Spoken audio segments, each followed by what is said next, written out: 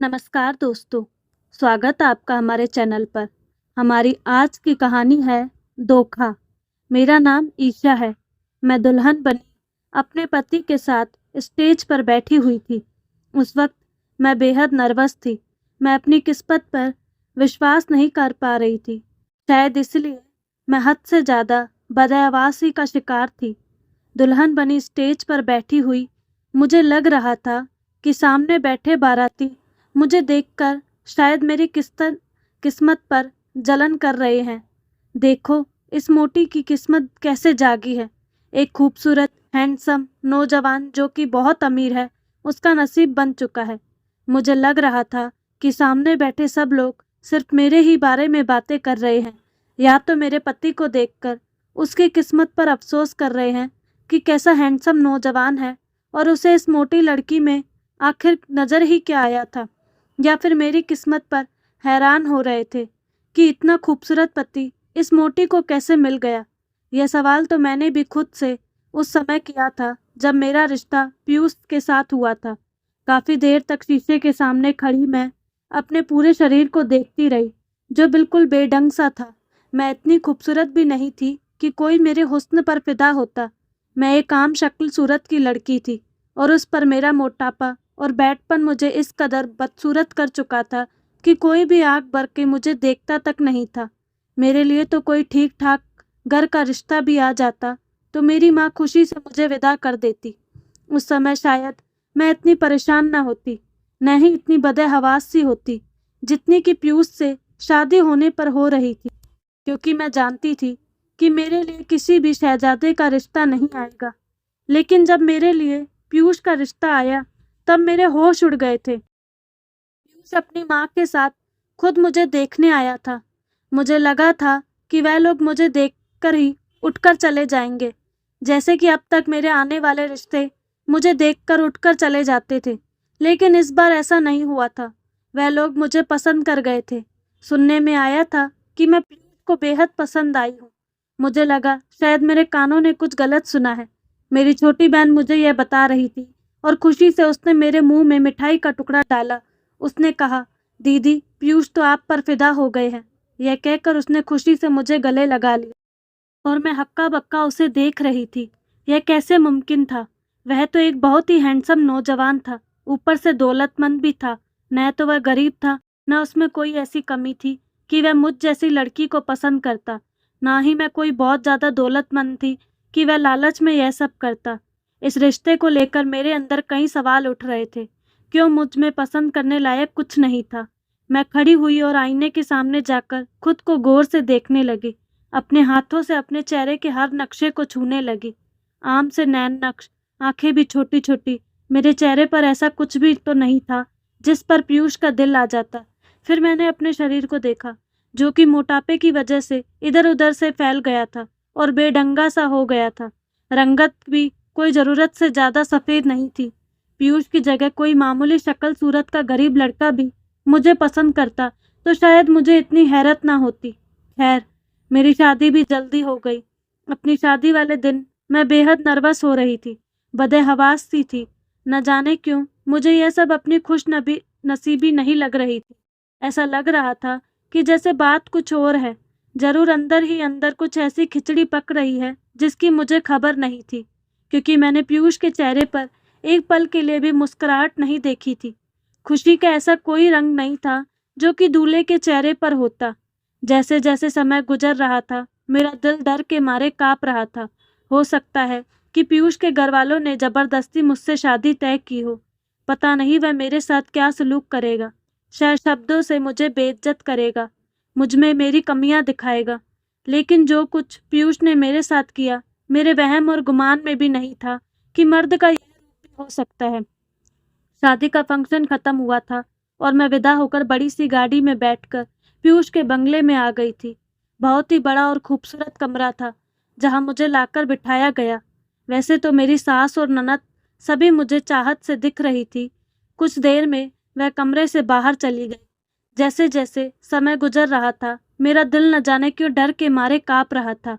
मुझे कभी भी अपनी अच्छी किस्मत पर यकीन नहीं आ सकता था, क्योंकि मेरे साथ जब भी अच्छा होता तो बस कुछ पल की खुशी मुझे देता।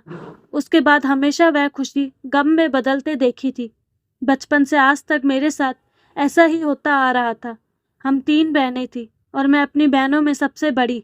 लेकिन मेरे लिए आने वाले रिश्ते मेरी छोटी बहन को पसंद कर जाते और अपनी माँ की बातें मुझे सुननी पड़ती। अभी मैं उन्हीं उलझनों का शिकार थी। तभी मेरे कमरे का दरवाज़ा खुला। पीयूष मेरे कमरे में दाखिल हुआ। उसके हाथ में दूध का गिलास था, जो उसने टेबल पर रख दिया। मैं कुछ सिमट कर बैठ गई। नज़रें भी मेरी झुकी हुई थी। उस समय मेरे दिल में कोई भी जज्बा नहीं था। मैं नहीं जानती थी कि पीयूष का व्यवहार मेरे साथ कैसा होगा। पीयूष मेरे पास आकर बैठ गया। मुझे मुंह दिखाई की अंगूठी भी पहनाई। उसका व्यवहार वैसा ही था जैसा कि एक नए नवेले पति का होता है। मुझसे इधर उधर की बातें करने लगा। मेरी तारीफें भी की। मेरे हाथ की मेहंदी भी देखी। अब मैं थोड़ा थोड़ा रिलैक्स होने लगी। फिर उसने मुझे दूध का गिलास थमा दिया। कहने लगा, इसे पी लो। मुझे भूख तो नहीं थी, लेकिन मैंने इनकार नहीं किया और दूध का गिलास पीकर साइड टेबल पर रख दिया। कुछ बातों के बाद मैंने अपने कपड़े बदल लिए। जैसे ही मैं बेड पर आई, मेरी आंखें नींद से बंद होने लगी। मुझ पर तेज नींद सवार होने लगी। पीयूष अभी मुझसे बातें ही कर रहा था, लेकिन मैं नींद की आगोश में जाने लगी। कुछ ही देर में मेरी गहरी नींद सो चुकी थी। सुबह जब मेरी आंख खुली तो वॉशरूम से पानी गिरने की आवाज़ आ रही थी। उठकर बैठ गई। मेरा सिर अभी चकरा रहा था। मैंने सामने घड़ी की तरफ देखा तो 10 बज रहे थे। मेरी आंखों में अभी तक नींद का असर था। रात में मैं नींद में थी, लेकिन इतना जान चुकी थी कि पीयूष मुझसे अपना हक वसूल कर चुका है। इस बात का थोड़ा सा दुख तो हुआ कि पीयूष ने सोते हुए ही मेरे साथ सुहागरात मना ली थी। अगर मैं थकावट की वजह से गहरी नींद में सो गई थी तो पीयूष को कम से कम सब्र रखना चाहिए था, लेकिन वह इतना बेसब्र था कि उसने सोते ही सब कुछ कर लिया था। फिर मैंने खुद को समझा लिया, भाई वह मर्द है। जो कुछ भी उसके जज्बात थे, शादी की पहली रात कोई अपने जज्बातों पर कैसे काबू पा सकता है। गलती मेरी ही थी जो मैं इस कदर बेखबर सो गई थी। लेकिन जैसे ही मैंने अपने बिखरे बालों को समेटना चाहा तो अपने हाथों पर नाखूनों की खरोच देखकर मैं हैरत में डूब गई।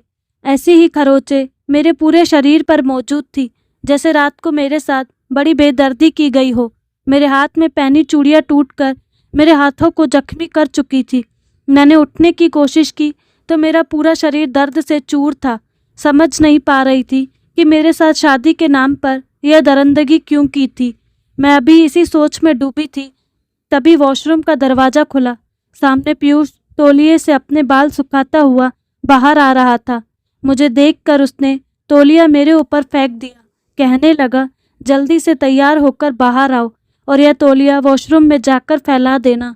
मुझे अपने काम करने की बिल्कुल भी आदत नहीं, इसलिए मेरे काम आज से तुम ही संभालना शुरू कर दो। पीयूष से बात करने का अंदाज मुझे बहुत ही रूखा सा लगा। पीयूष के बदले तेवर देखकर मैं सहम कर रह गई थी। रात को उसका रवैया मेरे साथ बहुत अच्छा था। उसके बाद मैं ऐसी नींद में गई जैसे मुझे किसी ने नशा दिया हो और अब अपना ही शरीर मुझे जख्मी नजर आ रहा था। मैं बड़ी मुश्किल से उठकर वॉशरूम तक गई थी। तैयार होकर जब मैं नीचे उतरी तो मुझे अपना एक एक कदम चलना मुश्किल लग रहा था। नीचे सीढ़ियाँ उतरते ही हॉली में डाइनिंग टेबल रखा हुआ था, जिस पर नाश्ता सजा हुआ था। मैं नीचे उतरी, अपनी सास के पैर छूकर उनसे आशीर्वाद लिया और पीयूष के बराबर बैठ गई। अभी मैं नाश्ता कर रही थी जब एक मोटा सा आदमी 6 फुट लंबा था, उतना मोटा भी था, बड़े आराम से आकर मेरे साथ बैठ गया। उसे इस तरह अचानक से अपने बराबर बैठता देखकर मैं बखला कर रह गई थी। वह मुझे देखकर अजीब से अंदाज में मुस्कुरा रहा था, अजीब नज़रों से देख रहा था। मेरी सास ने मुझसे कहा, यह पीयूष का छोटा भाई है। फिर वह कहने लगी, यह थोड़ा सा बावला है, आधा पागल सा। यह सुनकर तो मेरा दिल धक से रह गया था। उसकी हरकतें भी कुछ ऐसी ही थी, बार बार मुझे देख रहा था, अजीब अंदाज से हंस रहा था। फिर एक नौकर आया और उसके सामने 10 पराठे और पूरा बाउल भरकर सब्जी रख दी। उसने अपनी तरफ रखा और उसी में खाने लगा। यह देखकर मैं हैरत से उसे देख रही थी। वह एक पराठे के बस 4 निवाले बनाता था और खा जाता। पूरी सब्जी उसके कपड़ों पर गिर रही थी, लेकिन वह ऐसे खा रहा था जैसे कि उसने कभी खाना देखा ही ना हो। मैं मुश्किल से ही चाय का एक कप पिया और उठकर खड़ी हो गई। लेकिन मुझे हैरत का बड़ा जोर सा झटका लगा जब उस पागल आदमी ने मेरा हाथ पकड़कर मुझे दोबारा से कुर्सी पर बिठा दिया। मेरे अंदर से तो जैसे जान ही निकल गई। मुझे वैसे ही पागल लोगों से बहुत डर लगता था। वह कहने लगा, मेरे पास ही बैठी रहोगी, जल्दी से मुझे पानी दो, मुझे मिर्ची लग रही है। मैंने जल्दी से अपना हाथ उसके हाथ से छुड़ाया। मुझे उस पागल से डर लगने लगा। मेरी सास ये देखकर हंसने लगी, कहने लगी, देवर की बात का इनकार मत करना, यह बहुत जिद्दी है। अगर कोई इसको किसी बात पर मना कर दे तो यह जुनूनी सा हो जाता है। हम भी उसके किसी काम को मना नहीं करते। मैंने पीयूष की तरफ देखा, जो ऐसी लापरवाही से नाश्ता कर रहा था जैसे उसका मुझसे कोई संबंध ही ना हो। मैंने पानी का जग लिया और गिलास में पानी डालने लगी। अभी मैं पानी डाल ही रही थी कि उसने जग से मेरा हाथ छीना और वैसे ही जग मुंह पर लगाकर पीने लगा। उसके खाने पीने का अंदाज बिल्कुल जंगली जैसा था।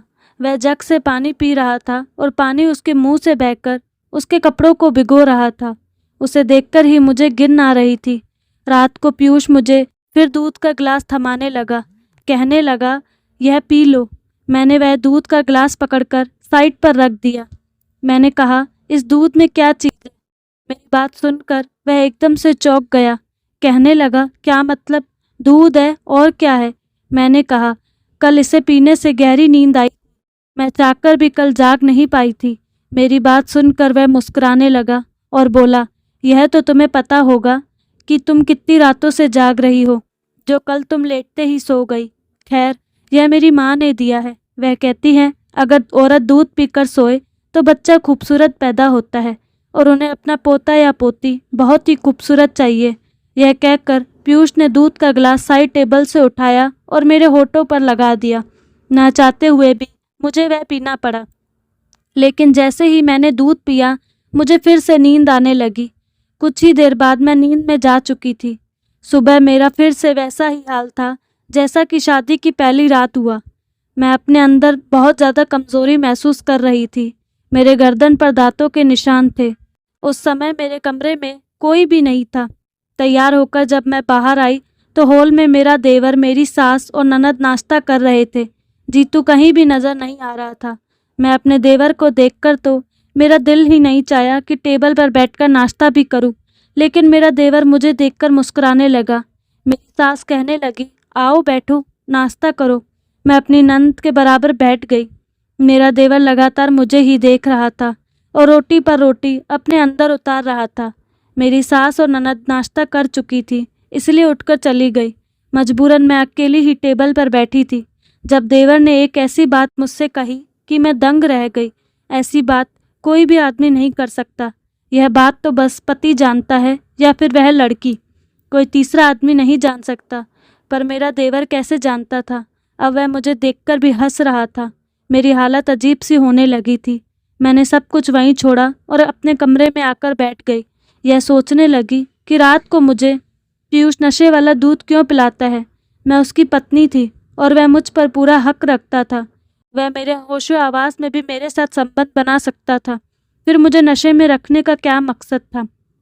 और फिर मेरे देवर का ऐसी बात का कह देना जो सिर्फ पति पत्नी के बीच होती है, वह बात देवर तक कैसे पहुंची? और वह भी ऐसा आदमी जो कि आधा पागल था। मेरा सर बुरी तरह से चकराने लगा। मैं नहीं जानती कि मेरे साथ क्या हो रहा है। मुझे कुछ ठीक नहीं लग रहा था। रात को जब पीयूष ने मुझे दूध का गिलास दिया तो मैंने आज साफ मना कर दिया। मैंने कहा, आज मैं हरगिज़ यह दूध नहीं पीऊँगी। मुझे यकीनन नशे की चीज़ है। उसे गिलास मेरे मुंह को लगाया तो मैं पीछे हट गई और हाथ से गिलास पीछे कर दिया। मैंने कहा, नहीं पीयूष, आज मैं किसी भी कीमत पर यह दूध नहीं पीऊँगी। मेरा यह कहना ही था कि पीयूष गुस्से से बिसर गया। कहने लगा, क्यों नहीं पियोगे? देखो, मैं बहुत ही जुनूनी टाइप का इंसान हूँ और तुम बिना नशे के मेरा जुनून सह नहीं सकती। तुमसे शादी करने का मेरा मकसद भी यही था। मैं जानता था कोई भी नाजुक शरीर की लड़की मेरी इच्छाओं को पूरा नहीं कर सकती, इसलिए मैंने तुमसे शादी की। इसलिए चुपचाप से जो मैं कहता हूँ उस पर इनकार मत करो और चुपचाप यह दूध पियो। मैं यह तुम्हें बता रहा हूँ कि हाँ, इसमें नशा मिला हुआ है। मैं जानबूझकर तुम्हें बेहोश करके तुम्हारे साथ संबंध बनाता हूँ। ताकि तुम मेरे जुनून को सह सको। उसने दूध का गिलास मेरे मुंह पर लगाकर मुझे पिला दिया। मैंने कई बार कोशिश की कि मैं दूध का गिलास न पीऊं, लेकिन उसने मेरी एक भी ना चलने दी। 1 महीना गुजर गया था और मैं 1 महीने के अंदर बहुत ज़्यादा कमज़ोर हो गई थी। यहाँ तक कि मेरा 25 किलो वज़न कम हो चुका था। अब मैं कहीं से भी मोटी नहीं लगती थी, लेकिन एकदम से मेरा वज़न कम हो जाने की वजह से मेरी रंगत काली और पीली सी होने लगी थी, क्योंकि हर रात मैं एक जानवरों जैसा व्यवहार खुद पर बर्दाश्त करती थी। अब तो खाते पीते समय भी मेरे हाथ कांपने लगे थे। हालांकि इस घर में हर काम के लिए नौकर थे, मुझे कुछ भी करना नहीं पड़ता। मुझे लगता था जैसे मेरा शरीर कमज़ोर होता चला जा रहा है। मेरी आंखों के आसपास काले गहरे गड्ढे से पड़ने लगे। सीढ़ियाँ चढ़ने पर ही मेरी सांस फूलने लगती थी। धीरे धीरे भूख बिल्कुल मरती जा रही थी। दोपहर के समय मेरी तबीयत कुछ खराब थी और मेरी सांस अपने रूटीन चेकअप के लिए जा रही थी, तो मैंने कहा मुझे भी अपने साथ डॉक्टर के पास ले चलो। वह मुझे अपने साथ ले गई। डॉक्टर ने मुझे कुछ ताकत की दवाइयाँ दी और मेरे कुछ ब्लड टेस्ट लिए। उसके बाद आराम करने को बोल दिया। मेरी सास और ननद आम रवायत टाइप की नहीं थी कि मुझ पर रोक टोक करती, काम की जिम्मेदारियां डालती, बल्कि उन्हें तो इस बात से भी मतलब नहीं था कि उनके इतने हैंडसम बेटे ने एक मोटी और आम सी शक्ल सूरत की लड़की से शादी क्यों की थी। एक बार मेरी सास ने बातों बातों में मुझसे कहा था कि पीयूष ने तुम्हें पसंद कर लिया और हमें पीयूष की पसंद पर कोई ऐतराज़ नहीं था। उसकी ज़िंदगी है, उसने अपनी मर्जी से गुजारनी है, इसलिए हमने बिना किसी रोक टोक के उसकी और तुम्हारी शादी करवा दी। खैर, यह गुत्थी मेरे लिए अब तक उलझी हुई थी कि पीयूष ने मुझसे शादी क्यों की। वापसी पर मेरी सास कहने लगी कि मुझे शॉपिंग मॉल पर कुछ शॉपिंग करनी है, लेकिन मेरी हिम्मत नहीं थी कि मैं शॉपिंग मॉल में घूमूं। मैं गाड़ी में ही बैठी रही, यूं ही समय गुजारने के लिए। सामने बने रेस्टोरेंट को देखने लगी। बहुत से लोग रेस्टोरेंट में खाना खाने जा रहे थे और वहाँ से कुछ निकल रहे थे कि तभी अचानक मेरी नज़र पीयूष पर पड़ी। और जिस लड़की को मैंने पीयूष के साथ देखा, उसे देखकर तो मैं अपने होशो हवास खो बैठी थी। वह दोनों गाड़ी से उतरे और रेस्टोरेंट के अंदर चले गए। मेरी गाड़ी दूसरे मेन रोड पर थी और मॉल के सामने खड़ी थी। मेरी सास मॉल के अंदर जा चुकी थी। मैं गाड़ी से नीचे उतरी, रोड क्रॉस किया और उस रेस्टोरेंट में चली गई जहाँ पर पीयूष और वह लड़की गए थे। जहाँ वह बैठे थे, दोनों ही मेरी तरफ पीठ थी। मैं खामोशी से पिछली सीट पर बैठ गई और ऐसे बैठी कि मेरी पीठ ही उनकी तरफ थी। जो बातें उनके मुंह से मैंने सुनी, वह सुनकर मेरा दिमाग चकरा गया। मुझे लगा कि शायद किसी ने मुझे गरम खोलते तेल में फेंक दिया हो। अब मुझे मेरे हर सवाल का जवाब मिल गया था। पीयूष ने मुझसे शादी क्यों की थी, क्या मकसद था उसका, यह मैं जान चुकी थी। यह सच मेरे लिए इस कदर तकलीफ देने वाला था कि मेरी आंखों से खुद ब खुद आंसू बह रहे थे। मैं खामोशी से उठकर रेस्टोरेंट से बाहर आ गई। रोड पर जहाँ मेरी सास की गाड़ी खड़ी थी, ड्राइवर और मेरी सास गाड़ी के पास खड़े दाएं बाएं मुझे ही ढूंढ रहे थे। मैंने रोड क्रॉस किया और गाड़ी में आकर बैठ गई। अब भी मेरे आंसू बह रहे थे। मैं घर वापस आ गई, किसी से भी कोई बात ना की और अपने कमरे में आकर बैठ गई। रात को जब पीयूष मेरे कमरे में आया, उसने मुझे दूध का गिलास दिया तो मैंने उसके हाथ से पकड़ लिया। फिर मैंने कहा, मैं अपनी कुछ मेडिसिन बाहर भूल गई हूँ, हॉल में ही होंगी, मुझे वो ला दो, मैं दूध के साथ ही खा लूँगी। 1 महीने में मैं चुपचाप उसकी हर बात मान रही थी, इसलिए अब उसे लगा कि शायद मैं वह दूध पी लूँगी। जैसे ही पीयूष कमरे से बाहर गया, मैं बेड से खड़ी हुई और दूध खिड़की से बाहर गिरा दिया। मेरे कमरे की खिड़की बाहर गड्ढे की में खुलती थी। पौधों के बीच मैंने वह दूध गिराया और अपने पास से एक मिल्क पैक निकालकर गिलास में डाल दिया। मुझे यह जानना था कि पीयूष रात को मुझे नशे का दूध पिलाकर मेरे साथ क्या करता है। जब पीयूष कमरे में आया तो मैंने उसे मुस्कुराकर देखा। उसने मेरी मेडिसिन मुझे दी और कहने लगा, तुम्हें क्या हुआ है जो तुम यह दवा खा रही हो। मैंने कहा, मैं आज डॉक्टर के पास गई थी, मुझे अपने अंदर बहुत वीकनेस फील हो रही थी, इसलिए डॉक्टर ने मुझे यह मेडिसिन दी थी। उसने लापरवाही से कंधे उचका दिए, कहने लगा, ठीक है, खाओ मेडिसिन। मैंने अपनी मेडिसिन दूध के साथ ली और उसके बाद बेड पर लेट गई और ऐसा दिखावा करने लगी जैसे मैं नींद के नशे में जा चुकी हूँ। कुछ देर बाद पीयूष कमरे से बाहर जा चुका था। मुझे वह बात याद आने लगी जो रेस्टोरेंट में मैंने पीयूष और उस लड़की के मुंह से सुनी थी। वह लड़की और कोई नहीं बल्कि मेरी ही छोटी बहन थी। अपनी छोटी बहन को ही मैंने गाड़ी से उतरकर रेस्टोरेंट में जाते हुए देखा। मुझे अपनी आंखों पर विश्वास नहीं हो रहा था कि मेरी छोटी बहन पीयूष के साथ, इसलिए मैं गाड़ी से उतरकर रेस्टोरेंट में चली गई थी और उनके बिल्कुल पीछे वाली टेबल पर पीठ करके बैठ गई थी। पीयूष मेरी बहन से कह रहा था कि वह ड्रामा अब और ज़्यादा नहीं कर सकता। मेरी बहन कहने लगी, देखो जो काम तुम मेरी बहन के साथ कर रहे हो उस हिसाब से वह कुछ ही महीने जिंदा रह सकती है, उससे ज़्यादा नहीं, फिर हमारा रास्ता साफ हो जाएगा। वह कहने लगा, मुझे तुम्हारी मोटी और उस भारी भरकम बहन को देखकर घिन आती है। मुझ जैसा खूबसूरत हैंडसम नौजवान किस तरह ऐसी बदसूरत लड़की को बर्दाश्त करता है यह मैं ही जानता हूँ। तुम देखो खुद को, तुम कितनी खूबसूरत और हसीन हो, और अपनी बहन को देखो जो तुम्हारे पैर के नाखून के बराबर भी नहीं। बस मेरी मजबूरी यह है कि तुम्हें पाने के लिए मुझे उसे अपनाना पड़ा। यह मुझे मेरी मोहब्बत की हद है। मेरी बहन मुस्कुराने लगी, कहने लगी, मैं जानती थी कि मेरी माँ कभी भी मेरी बहन को छोड़कर मेरी शादी नहीं करेगी, क्योंकि उसे छोड़कर माँ 2 बहनों की शादी कर चुकी है और अब माँ पक्का इरादा कर लिया था कि जब इस मोटी की शादी होगी तभी मेरी शादी होगी। और फिर मुझसे उम्र में 10 साल बड़े भी थे। मेरी माँ तो साफ मना कर देती, और मैं जितनी खूबसूरत और हसीन हूँ मेरे लिए रिश्तों की कमी नहीं होती। इसलिए मैंने सोचा, चलो मेरी बहन वैसे तो किसी काम की नहीं, अगर वह मेरे यूं काम आ जाए तो क्या नुकसान है। कुछ ही महीनों में वह मर जाएगी और तुम फिर अपना रिश्ता मेरे लिए बेच देना। माँ फिर इस रिश्ते के लिए मना नहीं करेगी, क्योंकि तुम उनके देखे बोले होगे, और मैं भी जिद करके माँ को मना लूँगी। मैं अपनी बहन की बातें सुनकर हैरान थी।